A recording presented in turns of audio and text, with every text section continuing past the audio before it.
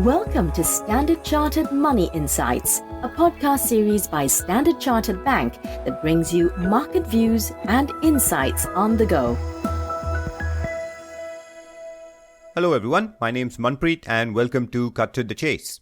Yesterday proved to be an interesting day indeed. The main market focus was, of course, the Fed decision to hike rates, but it ended up being only one of several major central banks that were competing for the market's attention.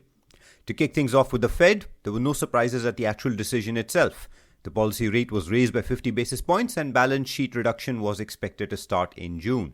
Fed Chair Powell signaled 50 basis point rate hikes were likely at the next two policy meetings and that the balance sheet reduction would initially start at a $47.5 billion pace before increasing as previously announced.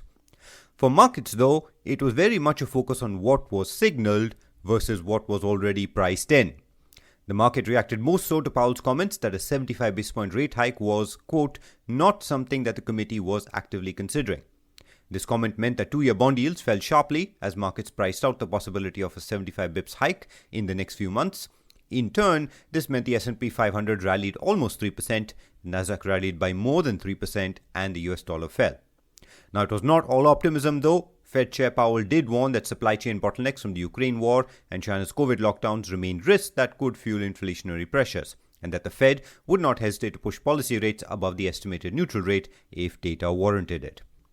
Now, overall, this decision fits with our own view that policy rate hikes are likely to be front-loaded, but there's a possibility rate hikes later in the year may end up being slightly less than what markets are currently pricing as growth and inflation data slow.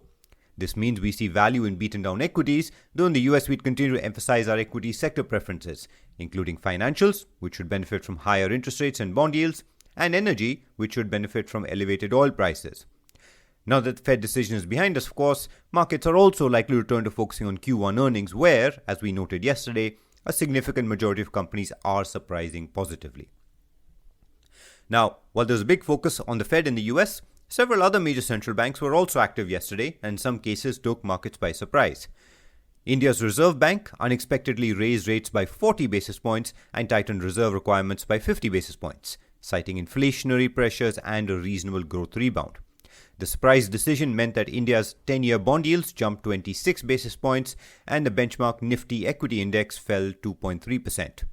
Now, while near-term volatility in local markets is possible as markets reprice the path of policy rates, our view remains similarly constructive as on US markets, given about 75 to 100 basis points of rate hikes are now priced in for 2022 and the focus remains on a constructive earnings season.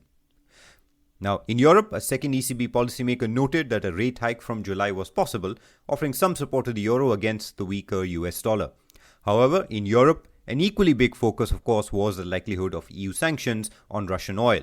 The worries about the economic impact of such measures likely means any such measures will most probably be watered down, possibly with a long runway and several exemptions. Over in Brazil, Brazil's central bank raised rates by 100 basis points, its 10th consecutive rate hike, but it did signal a smaller increase was likely next month. And finally, the Bank of England is set to raise policy rates at its meeting later today. So overall, this means that in the US, we continue to focus on our preferred equity sectors, positioned for a risk asset rebound after the Fed, while the flurry of non-US central bank decisions means we'd be on the watch for FX opportunities, with the Aussie dollar, of course, being on top of our list. So that's what our key messages for today. If you enjoyed this podcast, please don't forget to rate and like it. Thanks for listening. We wish you a happy trading day ahead. Thank you for listening to Standard Chartered Money Insights, a podcast series by Standard Chartered Bank. For more details on the latest market insights, subscribe to Standard Chartered Money Insights.